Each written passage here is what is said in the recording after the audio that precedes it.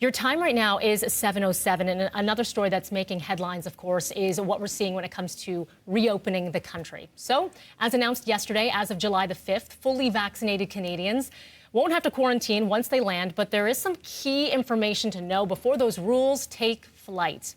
Bringing in our Parliament Hill Bureau Chief Cormac Mac Sweeney. Wow, if I can talk here, I just need to fill up my water. Cormac, it's been already a bit of a morning. This is sort of the news that a lot of people have been looking for, but does fall short of some specifics. So let's talk about what people need to know. July 5th, that's the key date. What are the need to knows here, Cormac? Well, it comes into effect July 5th, 11:59 p.m. Eastern. So depending on where you are in the country, adjust that time accordingly. But you need to be fully vaccinated at least 14 days prior to arriving back in the country. And it has to be a Health Canada approved vaccine. You can't show up at the border with the Russian Sputnik vaccine, let's say, and say that you've been fully vaccinated. It has to be Johnson & Johnson, AstraZeneca, Moderna, or Pfizer if you want to be recognized as fully vaccinated. And you have to be able to fall into the current category of who's allowed to travel. There's no loosening of the travel restrictions at the moment. It has to be a Canadian citizen or a permanent resident, or if you're a foreign national trying to come into Canada, you have to fall under the current definition of what is an essential travel reason. So that could include temporary foreign workers, possibly people coming to Canada on compassionate grounds. Let's say they're coming here for a funeral, some family reunification, or also some people who are coming here for medical treatment. So it is still very limited. The current travel restrictions are still in place as to who can and who cannot travel to Canada. It's just the easing of quarantine rules at this time for those who have been fully vaccinated. And they need to upload that proof of vaccination to the Arrive Can app, which is an app that was created to try and help ease the process at the border during this pandemic for people who are coming into our country.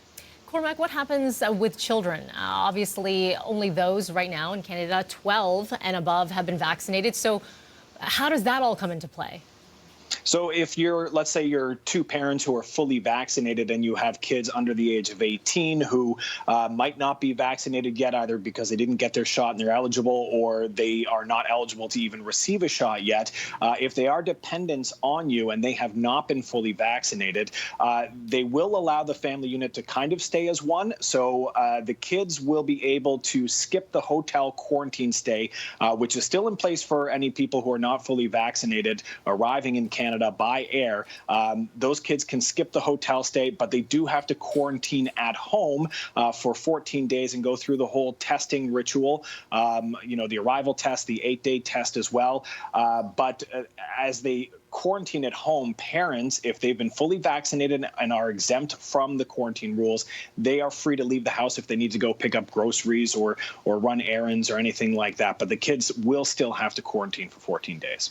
Cormac, a lot of criticism here about very much piecemeal announcements, right? Like a bit here, a bit there, and then an announcement of an announcement. Something's to come. What do you make of the politics in all of it? Well, it's not just the politics. A lot of business groups were calling for a more clear, comprehensive plan. Travel tourism groups, airline industries, they all wanted to see a larger plan out of this because they say, look, we're going into the summer travel season.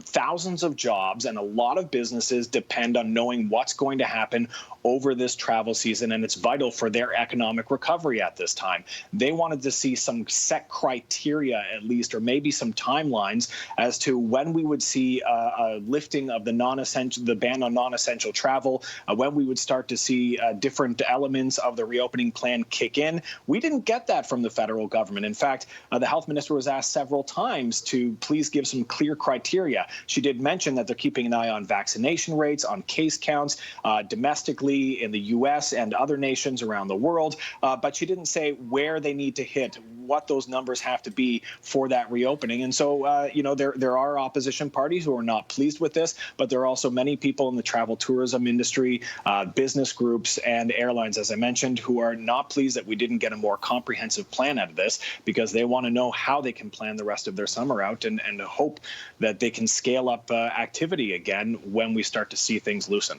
Indeed, a lot to follow, and we're also going to be hearing from the Prime Minister a little bit later on, 11:15 this morning. We'll live stream that, citynews.ca. I think the time is now. I think I heard one of your children, Cormac, so go get him. He's watching Paw Patrol in the other room. There you go. Chase is on the case. All right, see you in a bit. Bye. See ya. 7:12 right now. We're going upstairs. Dina, good morning.